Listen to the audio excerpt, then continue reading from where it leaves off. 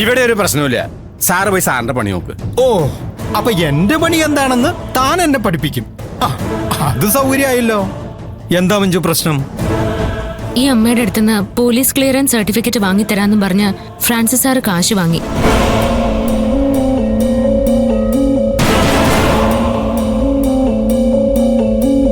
എന്നിട്ട് സർട്ടിഫിക്കറ്റ് കൊടുത്തോ? അതുമില്ല. ആ സർട്ടിഫിക്കറ്റ് കിട്ടാത്തതുകൊണ്ട് ഈ അമ്മയുടെ ജോലി പോയി.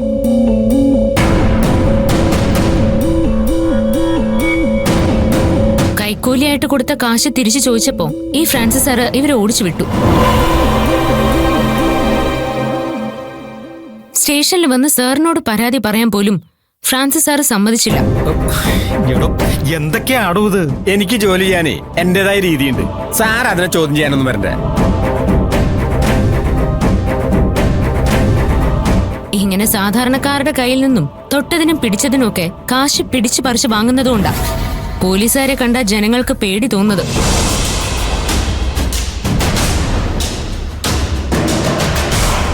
കുറച്ചു നേരം മുമ്പ് എന്നെ ഈ യൂണിഫോമിൽ കണ്ടപ്പോ ഈ അമ്മയെ ഞാൻ ഉപദ്രവിക്കുമെന്നോ കാശ് വാങ്ങുമെന്നുള്ള പേടി ഉണ്ടായിരുന്നു. എനിക്ക് ആ നിമിഷം ഈ യൂണിഫോമിനോട് അറപ്പ് തോന്നി.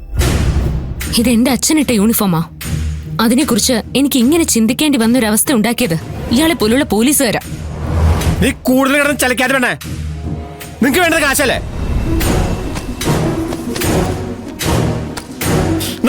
കൊണ്ടുപോയി പുഴുങ്ങി തിന്നി. നിക്കമ്മേ, ഇങ്ങനെ കാശ് വലിച്ചെറിഞ്ഞു കൊടുക്കാൻ ഇവര് ഭിക്ഷക്കാരിയൊന്നുമല്ല. ഇവരുടെ കയ്യിൽ നിന്ന് വാങ്ങിയ കാശാണ് സാർ തിരിച്ചു കൊടുക്കുന്നത്. അതിനെ നിലത്ത് കിടക്കുന്ന കാശെടുത്ത് അവരുടെ കയ്യിൽ ബഹുമാനത്തോടെ കൊടുക്കണം.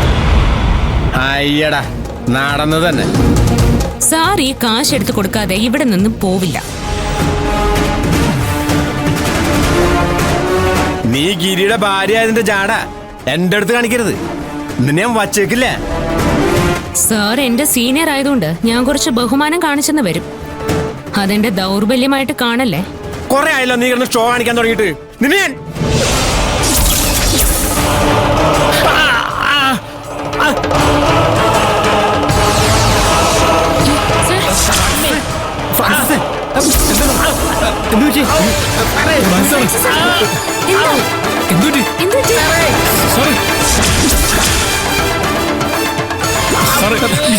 വണ്ടി എടുക്ക്.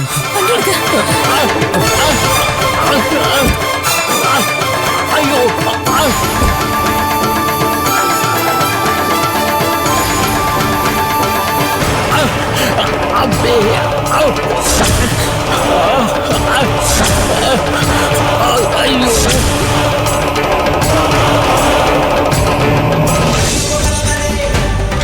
ബിസ്കുട്ടാ, സിറ്റി ഹോസ്പിറ്റലിലേക്ക് ഉണ്ടായാൽ മതി. ഞാൻ വിളിച്ചു പറഞ്ഞോളാം.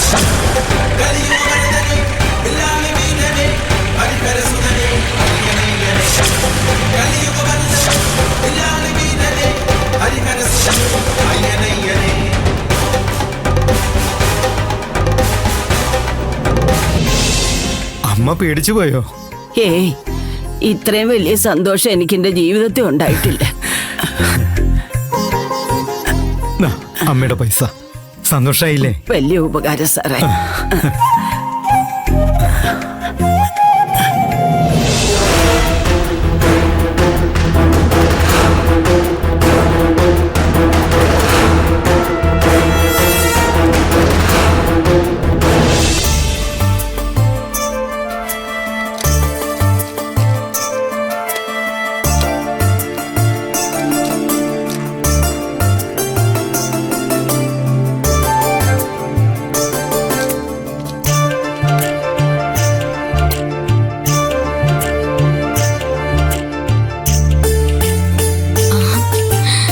ഇത് കേടുവന്ന് കിടക്കാണല്ലോ എന്ന് ഞാൻ ഇന്നും കൂടി ആലോചിച്ചതേ ഉള്ളൂ.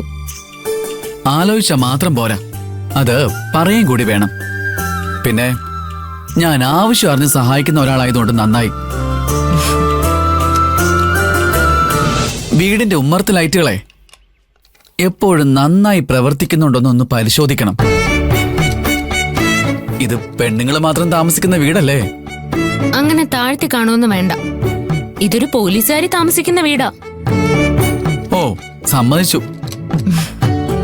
അല്ല, ഇന്നെന്താ നേരത്തെ ആണല്ലോ? ഞാൻ ആശുപത്രിയിൽ നിന്നാ വരുന്നേ. ഞങ്ങളുടെ കൂടെ ജോലി ചെയ്യുന്ന ഫ്രാൻസിസ് സാറിന് പെട്ടെന്ന് അറ്റാക്ക് വന്നു. എന്നിട്ട് എനിക്ക് മുകളിലേക്ക് നോക്കി കഴുത്ത് വേദനിക്കുന്നു. ആ പടികൾ ഒന്ന് ഇറങ്ങി വരുമോ? സാധാരണ എന്നെ കാണാൻ ആളുകൾ പടികൾ കയറാറാണ് പതിവ്. ഞാൻ താഴേക്ക് വരാം.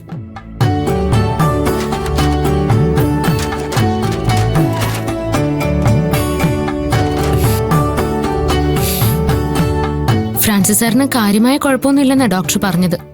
വൈകാതെ ഡ്യൂട്ടിക്ക് കയറാം. ഞങ്ങൾ എല്ലാവരും ശരിക്കും പേടിച്ചുപോയി. ഇങ്ങനെ ഇടയ്ക്കൊന്ന് പേടിക്കുന്നത് നല്ലതാ. ജീവിതത്തിൽ എടുക്കുന്ന തീരുമാനങ്ങളെല്ലാം ശരിയാണോ എന്നൊരു ആത്മപരിശോധന നടത്താൻ അത് സഹായിക്കും. അങ്ങനെ നന്നാവുന്നവരും ഉണ്ട്. പക്ഷേ ഫ്രാൻസിസിന്റെ കാര്യത്തിൽ എനിക്ക് അങ്ങനെ വലിയ പ്രതീക്ഷയൊന്നുമില്ല.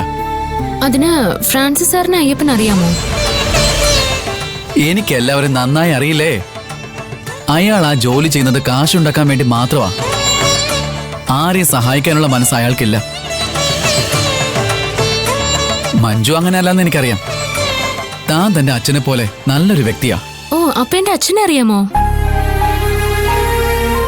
ദൈവം നല്ലവരെ നേരത്തെ വിളിക്കുമെന്ന് പറയുന്നത് ശരിയായിരിക്കും അല്ലേ? അദ്ദേഹത്തിന് ഇവിടെ ചെയ്യാനുള്ള കർമ്മങ്ങളെല്ലാം ചെയ്തു തീർന്നിരിക്കും. പക്ഷേ അദ്ദേഹത്തിന് ചെയ്യാൻ കഴിയുന്ന നന്മകൾ തുടരാനുള്ള അംശം ബാക്കി വെച്ചിട്ടല്ലേ അദ്ദേഹം പോയത്. ഒരു പോലീസുകാരിയായി മഞ്ജുവും ഒരു ഡോക്ടറായ മഹിമയും ഈ നാട്ടുകാർക്ക് ഒരുപാട് സഹായം ചെയ്യും. അച്ഛൻ കാരണോ എനിക്ക് ജോലി കിട്ടിയത്. ആദ്യമൊക്കെ എനിക്കിതിനോട് വെറുപ്പായിരുന്നു. പക്ഷേ ഇപ്പൊ ആളുകളെ സഹായിക്കുമ്പോ അയ്യപ്പൻ പറഞ്ഞ പോലെ അച്ഛൻ ചെയ്യാൻ ബാക്കി വെച്ചത് ഞാൻ ചെയ്യുന്ന പോലെ എനിക്ക് തോന്നാറുള്ളത്. എന്നിലൂടെ ആളുകൾ അച്ഛനെ ഓർക്കുമല്ലോ. അതിനേക്കാൾ വലിയൊരു സന്തോഷം എനിക്കില്ല. ഇപ്പൊ എനിക്ക് ഈ ജോലി ഭയങ്കര ഇഷ്ടം. അല്ല, അയ്യപ്പന്റെ ജോലി എന്താ? എന്റെ ജോലി ഇതൊക്കെ തന്നെ. ഓ, അത് ശരി. അപ്പൊ ജോലിയൊന്നും ഇല്ലാതെ ഇങ്ങനെ തേരാ പാരാ നടക്കുവാണല്ലേ? വെറുതെ നടക്കാണെന്നോ? എനിക്ക് എത്ര വലിയ വലിയ കാര്യങ്ങൾ ചെയ്യാനുണ്ടെന്ന് അറിയാമോ? അതൊക്കെ മാറ്റി വെച്ചിട്ട് തന്നെയൊക്കെ സഹായിക്കാൻ വന്ന എന്നെ വേണം പറയാൻ. ഞാൻ പോവാ. അയ്യോ, അയ്യപ്പ പിണങ്ങി പോലെ. അയ്യപ്പ,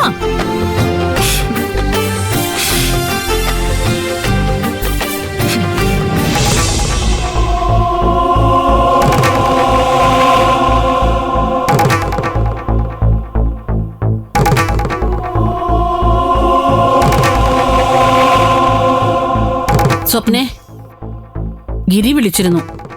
മറ്റന്നാൾ എത്തുമെന്നാ പറഞ്ഞേ. നിനക്ക് എന്തു പറ്റി? കാര്യമായ ചിന്തയിലാണല്ലോ. ഏയ്, ഒന്നുമില്ല. നീ രാവിലെ എങ്ങോട്ടാ പോയത്? ഗോപാൽജിയുടെ വീട്ടിലേക്ക്. നീ എന്തിനാ അങ്ങോട്ട് പോയത്? ശാലിനിയെ കാണാൻ. ആരെ കാണാനാണെങ്കിലും നീ ആ വീട്ടിലേക്ക് പോകണ്ട. അതെന്താ അമ്മേ? അവിടെ ആ വൃത്തികെട്ടവനുണ്ട്, സഞ്ജയ്. ഒരു കാരണവശാലും നീ അവന്റെ വഴിക്ക് പോവരുത്. അവനെ ഇങ്ങനെ തള്ളി പറയേണ്ട കാര്യമുണ്ടോ അമ്മേ? നീ എന്തൊക്കെയായി പറയുന്നത്? എന്റെ മോനെ കൊല്ലാൻ നോക്കിയവൻ അവൻ. അതിനേക്കാൾ കൂടുതൽ ഒരു ദ്രോഹം അവൻ ഈ കുടുംബത്തിനോട് ചെയ്യാനുണ്ടോ? ഞാൻ സഞ്ജുവായിട്ട് സംസാരിച്ചിരുന്നു. എന്തിന്? അവൻ ഏട്ടനെ കൊല്ലാൻ നോക്കിയത് എന്തിനാണെന്ന് അമ്മയ്ക്ക് അറിയണ്ടേ?